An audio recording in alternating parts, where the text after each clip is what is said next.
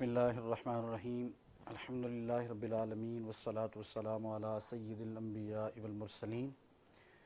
وعلی آلہ واصحابہ اجمعین اما بعد فاعوذ باللہ من الشیطان الرجیم بسم اللہ الرحمن الرحیم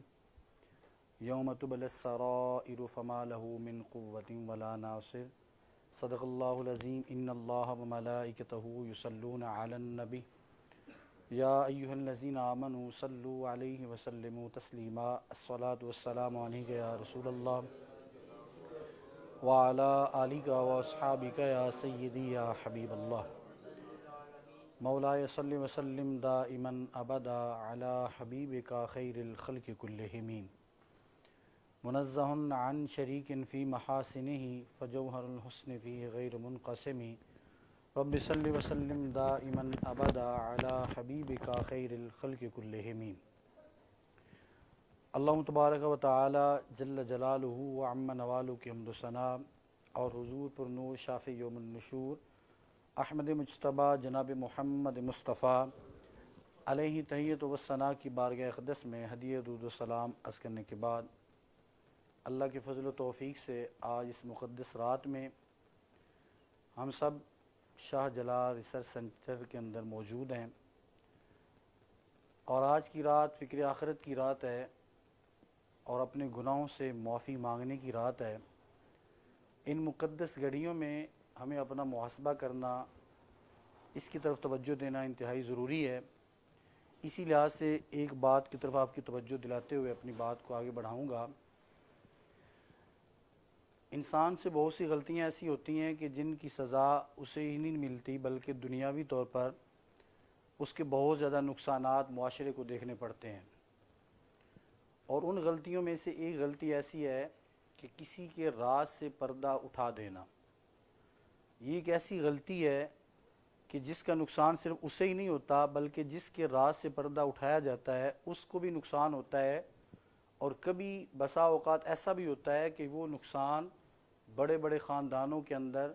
تفرقہ، لڑائی جھگڑے تک کا سبب بن جاتا ہے۔ آج ایک انسان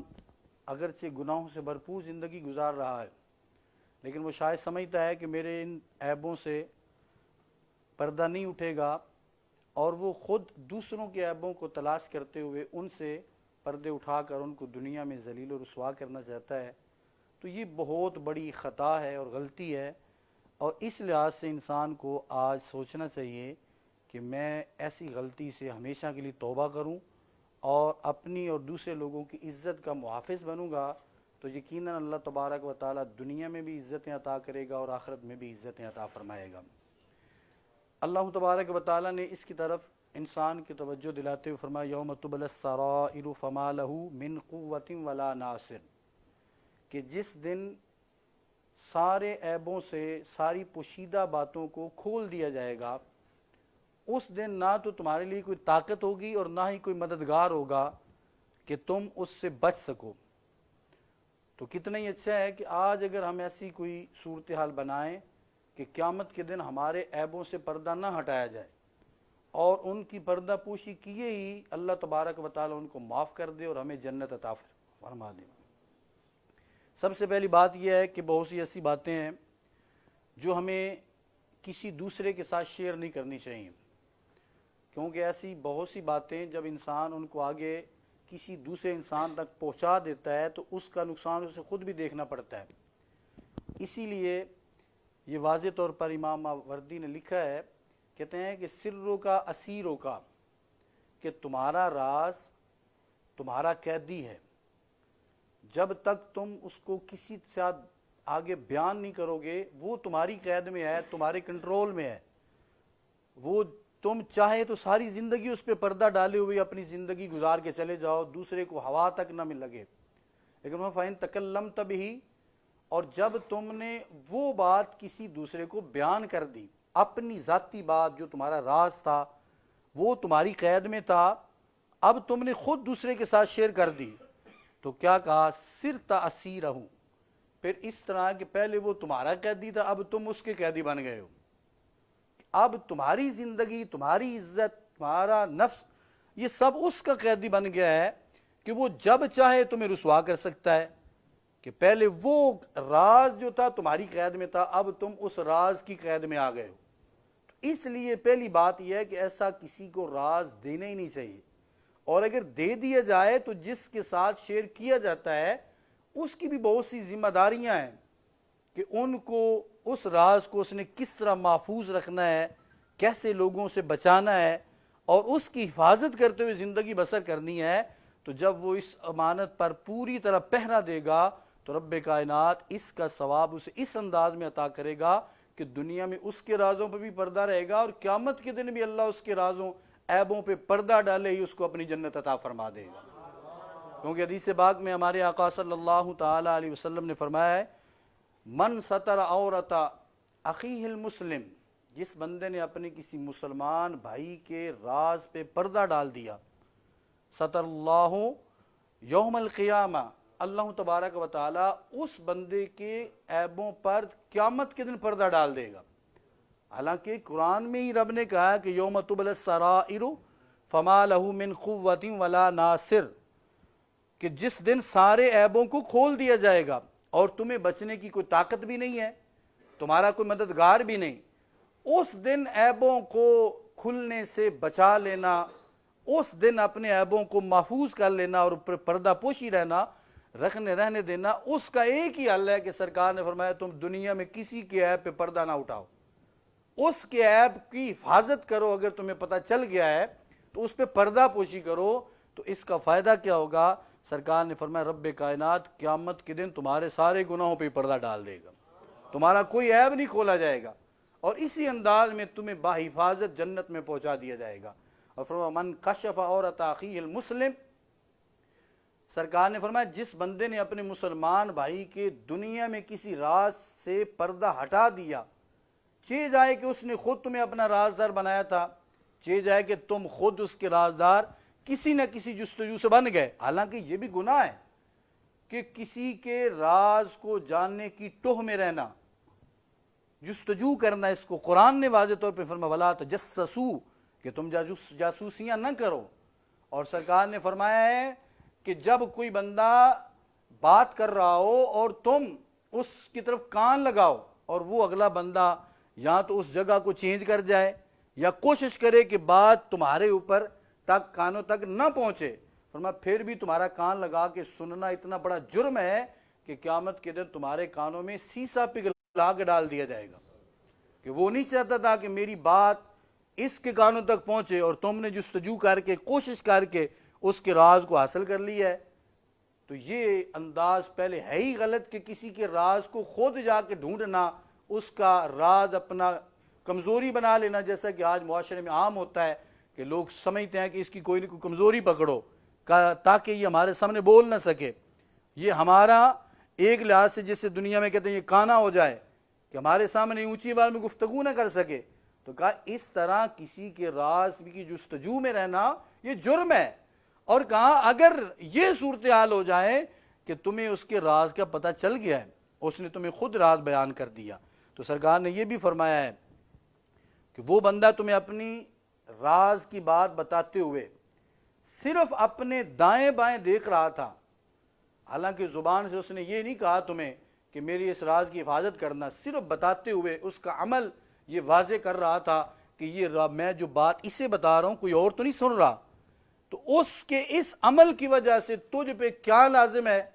سرکار نے فرمایا تمہارے اوپر لازم ہے جس طرح امانت کی حفاظت کی جاتی ہے اسی طرح اس راز کی بھی حفاظت کرنی ہے. اور اگر تم نے اس راز کو کسی دوسرے کے ساتھ شیئر کر دیا تو جتنا گناہ امانت میں خیانت کرنے سے ملتا ہے اتنے گناہ تمہیں بھی دیا جائے گا. اور اس کی سزا کیسے ہوگی؟ سرکار نے فرمایا من کشف عورت اخیہ المسلم، جس بندے نے دنیا میں اپنے کسی مسلمان بھائی کی عیب سے پردہ ہٹا دیا تو رب کائنات اسے کیا سزا دے گا؟ کشف اللہ عورتہ. یہاں پہ سرکار نے قیامت کے دن کی قید نہیں لگائی. جب راز پہ پردہ ڈالنے کی بات آئی تو سرکار نے ساتھ قیامت کے دن کا لفظ بولا، لیکن جب راز کھولنے کی بات آئی تو سرکار نے پھر یہ نہیں کہا کہ قیامت کے دن کھولے جائیں گے، مطلقاً سرکار نے کہا کشف اللہ عورتہ، اللہ پھر اس کے عیبوں سے پردے ہٹا دے گا. وہ دنیا میں ذلیل ہوگا، رسوا ہوگا، اور کتنا ہوگا؟ حتی یفضحہ بہا فی بیتہ، یہاں تک کہ اللہ تبارک و تعالیٰ اس کے اس عیب کی وجہ سے معاشرہ تو بعد کی بات ہے، فرما اس کے گھر میں اس کو رسوا کرے گا، اس کے بیوی بچوں کے سامنے، اس کے بہن بھائیوں کے سامنے، اس کے ماں باپ کے سامنے، کہ اس نے اتنا بڑا جرم کیا ہے کہ ایک مسلمان بھائی کا راز اس کے پاس امانت تھا اور اس نے اس کو دنیا میں رسوا کر دیا۔ کتنا بڑا نقصان ہے کسی کے عیب کو لوگوں کے سامنے بیان کرنا، اور یہ معاشرے میں برائی بڑی عام ہے کہ لوگ اس کو فخری انداز میں بیان کرتے ہیں، محفل جما کر لوگوں کو رسوا کرنے کے لیے گلی محلے میں چوک میں بیٹھ کر محلے کے کسی بندے کو موضوع سخن بنایا جاتا ہے، پھر اس کی عزت کی دھجیاں اڑا دی جاتی ہیں اور اس کی طرف ایسی ایسی باتیں منسوب کی جاتی ہیں کہ جو در حقیقت اس میں ہوتی ہی نہیں، اور ایسی باتیں منسوب کرنا یہ تو بہتان ہے اور اس کی سزا تو سیکوڑے رکھی گئی ہے۔ اور اگر اس میں یہ جرم پایا بھی جائے تو تمہیں تو کسی نے حق نہیں دیا کہ تم اس کی عزت پر یوں حملہ آور ہو جاؤ۔ جب رب سب کچھ جاننے کے باوجود ان سارے عیبوں پہ پردہ ڈال رہا ہے تو تمہیں کس نے اجازت دی ہے کہ تم ان عیبوں سے پردہ اٹھاؤ اور اسے معاشرے میں رسوا کرو؟ اب اس سے آگے نقصان کیا ہوتا ہے کہ اس بندے کی عزت نفس مجروح ہوتی ہے، بسا اوقات گھر کے گھر اجڑ جاتے ہیں، خاندانوں میں لڑائیاں جھگڑے اس انداز تک پہنچ جاتے ہیں کہ پھر لوگ سالہ سال ایک دوسرے سے کلام بھی نہیں کرتے۔ اور یہ بات کتنی ہے، صرف ایک زبان ہلانے سے، اس کا راز لوگوں کے سامنے بیان کرنے سے اتنا بڑا نقصان ہو گیا، اور یہ نقصان ہم خود کرتے ہیں۔ اس واسطے آج کی اس مقدس رات میں ہمیں اس بات کی طرف توجہ کرنی ہے کہ ایسے گناہ جو کہ بظاہراً معمولی نظر آتے ہیں لیکن ان کا نقصان بہت زیادہ ہوتا ہے، اور ایسے گناہ اتنی دیر تک معاف نہیں ہوتے جتنی دیر تک جس کا نقصان کیا ہے، جس کا کی عزت پر حملہ کیا ہے، جس کو لوگوں کے سامنے رسوا کیا ہے، اس سے معافی نہ مانگی جائے، کیونکہ یہ حقوق العباد میں سے ہے، اور حقوق العباد اللہ تبارک و تعالیٰ اتنی دیر تک معاف نہیں فرماتا جتنی دیر تک وہ بندہ خود نہیں معاف کرتا۔ اس واسطے آج کی رات میں ہمیں اس بات کی طرف فوراً توجہ کرنی چاہیے کہ کہیں میری وجہ سے کوئی ایسا بندہ رسوا تو نہیں ہوا، اگر ہوا ہے تو مجھے فوراً اس سے معافی مانگنی چاہیے، اس کے نقصان کی تلافی کرنی چاہیے، اور سچے دل سے اس کی سے توبہ کرنی چاہیے، اور توبہ سے مراد توبۃ النصوحہ ہونی چاہیے۔ یہ نہیں ہے کہ ایک مرتبہ توبہ کی اگلے لمحے پھر وہی گناہ کر لیا، پھر توبہ کی پھر گناہ کر لیا۔ حالانکہ حضرت سیدنا فاروق اعظم رضی اللہ تعالیٰ عنہ فرماتے ہیں کہ جب کوئی بندہ گناہگار کسی صاحب علم کی محفل میں آتا ہے تو اس کے کندھوں پہ پہاڑوں برابر گناہ ہوتے ہیں، اور وہ وہاں پہ اللہ کا خوف، رب کی عذاب کی باتیں سن کر دل ہی دل میں کانپ اٹھتا ہے اور اندر ہی اندر توبہ کر لیتا ہے، تو رب کائنات اس پہ اتنا کرم فرماتا ہے کہ آیا تھا تو کندھوں پہ پہاڑوں برابر گناہ تھے، لیکن جب واپس جاتا ہے تو رب کائنات اس کے سارے گناہوں کو معاف فرما دیتا ہے۔ رب کی رحمت تو اس انداز میں ہے، لیکن ہمیں اس سے یہ بھی سوچنا ہے کہ جن کا نقصان کیا ان سے معافی مانگی جائے، اور توبۃ النصوح اس انداز میں، کیونکہ توبۃ النصوح کا مطلب یہ ہے کہ جیسے بکری، بھیڑ یا بھینس کے دودھ تھنوں سے دودھ جب باہر آتا ہے وہ دوبارہ واپس داخل نہیں کیا جا سکتا، اسی طرح توبہ کرنا کہ جو گناہ اب میں اس کی معافی مانگ رہا ہوں، جیسے اس دودھ کا تھنوں میں جانا ممکن نہیں، ایسے یہ گناہ دوبارہ میرا کرنا ممکن نہ ہو۔ اس انداز میں گناہ کو جب چھوڑا جائے گا تو پھر رب کائنات سچی توبہ قبول فرمائے گا، اور یہ بھی رب کے فضل سے ہوتا ہے، وگرنہ بہت سے لوگ ایسے ہوتے ہیں کہ جو آتے بھی ہیں اور اس معاملے میں اللہ کے دربار میں روتے بھی ہیں، لیکن انہیں وہ نصیب نہیں ہوتا کہ کیونکہ وہ صدق دل سے نہیں آتے۔ اور پھر اس انداز میں ہمارے آقا صلی اللہ تعالی علیہ وسلم نے راز کے لحاظ سے جو بات بیان فرمائی ہے، میں ایک بات آگے بیان کرتے ہوئے اپنی بات کو ختم کروں گا۔ اس میں ایک ذمہ داری ہے پہلے انسان پر کہ جس کا اپنا راز ہے وہ اپنے راز کی خود حفاظت کرے، کسی دوسرے انسان تک اس کو نہ پہنچائے، اور اس کی حفاظت کس انداز میں کرے، یہ قرآن مجید فرقان حمید میں بھی حضرت یعقوب علیہ الصلوۃ والسلام نے حضرت یوسف علیہ الصلوۃ والسلام سے فرمایا تھا، یا بنی لا تقصص رؤیاک، کہ تم نے اپنی یہ خواب اپنے بھائیوں کو نہیں بیان کرنے، کیونکہ اس سے آگے نقصان کے خطرات تھے، تو آپ نے کہا تم نے اس کو محفوظ رکھنا ہے، یہ راز تم نے راز ہی رکھنا ہے۔ تو تو اس سے یہ بھی پتہ چلتا ہے کہ ہمیں خود بھی اپنے راز اپنے تک کی محدود رکھنے چاہیے. اور حدیث پاک میں بھی ہے سرکار میں استعینوا علی انجاء الحوائج بالکتمان، فرمایا کہ لوگوں سے چھپا کر اپنے مقاصد کی کامیابی کر مدد طلب کرو. یعنی تم کامیاب ہو رہے ہو معاشرے میں، تمہیں ترقی مل رہی ہے کاروباری لحاظ سے، تو تمہیں جو تمہاری ترقیاں ہیں ان کو لوگوں کے سامنے اس انداز میں بیان نہ کرو کہ لوگ تم سے حسد کرنا شروع کر دیں. کیوں کہ سرکار نے فرمایا ہر نعمت والا جو ہے وہ حسد کیا جاتا ہے. تو تمہیں اپنی باتیں، اپنے کامیابی کے وہ گر اور وہ خاص باتیں وہ چھپا کے رکھنی چاہیے تاکہ کسی دوسرے تک یہ بات پہنچے ہی نہیں. اور جب پہنچ جائے تو پھر اس بندے پر بھی لازم ہے کہ وہ اس کی مکمل حفاظت کرے. اور جب مکمل حفاظت کرے گا تو رب کائنات اس جہان میں بھی عزتوں سے نوازے گا اور اس جہان میں بھی اللہ تبارک و تعالی ضرور پردوں عیبوں پر پردے ڈالے ہوئے اپنی رحمت کے صدقے اپنی جنت ضرور عطا فرمائے گا. آج کی اس مقدس رات میں توبہ کے لحاظ سے اور پھر اللہ تبارک و تعالیٰ کی رحمت کے اصول کے لحاظ سے خصوصی طور پر اللہ تبارک و تعالیٰ کی طرف متوجہ ہونے کی ضرورت ہے کہ اب ہم اپنے گناہوں پہ شرمندہ بھی ہوں اور اپنے رب کو راضی کرنے کی کوشش کریں. کیونکہ اس رات میں جب کثرت سے رب کی رحمت برستی ہے تو گناہ معاف کیے جاتے ہیں، لیکن کچھ ایسے لوگ ہیں کہ جن کا گناہ معاف نہیں کیا جاتا، جن میں حدیث پاک میں سرکار علیہ السلام نے ایک یہ فرمایا کہ جو مشرک ہے اس کا گناہ معاف نہیں کیا جاتا، جو دوسرے لوگوں کے بارے دل میں حسد کینہ بغض رکھتا ہے اس کو بھی آج کی رات میں اتنی دیر تک معاف نہیں کیا جاتا جب تک وہ مکمل توبہ کر نہ لے. ایسی والدین کا نافرمان جو ہے اس کے گناہ کو بھی معاف نہیں کیا جاتا، اسے بخش نصیب نہیں ہوتی جب تک کہ وہ اپنے والدین کو راضی نہ کر لے. ایسے ہی دائمی شرابی اور قطع تعلق کرنے والا جو لوگوں سے اپنے تعلقات توڑ لیتا ہے دنیاوی مقاصد کے پیش نظر. آج تو یہ بات بڑی عام ہو گئی ہے نا کہ جب بھی ہم آپس میں بیٹھے ہیں بات کرتے کرتے کسی دوسرے انسان کی کوئی بات میری طبیعت کے موافق نہیں تو میں فوراً دل میں رکھ لوں گا، میرے دل میں اس کے لیے بغض اور حسد کا ایک جذبہ پیدا ہو جائے گا اور اس کی بنیاد پہ پھر میں آگے تعلقات ختم کر لوں گا. کئی ہفتے کئی مہینے سال تک ایک دوسرے سے گفتگو نہیں کی جائے گی صرف اس وجہ سے کہ اس کی کہی ہوئی بات میری طبیعت کے موافق نہیں تھی، مجھے وہ برداشت نہیں ہوئی. اور اپنے خونی رشتہ دار ان سے خوشی غمی کے موقعوں پر کسی چھوٹی سی بات پر اس انداز میں قطع تعلق کر لینا کہ سال سے ان کی طرف توجہ ہی نہ کرنا. حضرت عبداللہ بن مسعود رضی اللہ تعالی عنہ تشریف فرما تھے، آپ کی محفل میں کثیر تعداد میں لوگ تھے، تو آپ نے فرمایا کہ جو کسی سے ناراض ہے قطع تعلق کیے ہوئے وہ اٹھ جائے، ہمیں اپنے رب سے دعا کرنی ہے. تو آپ نے ایک مرتبہ فرمایا تو کوئی نہیں اٹھا. آپ نے دوسری مرتبہ یوں ہی فرمایا کہ جو کسی سے ناراض ہے تعلق توڑے ہوئے ہے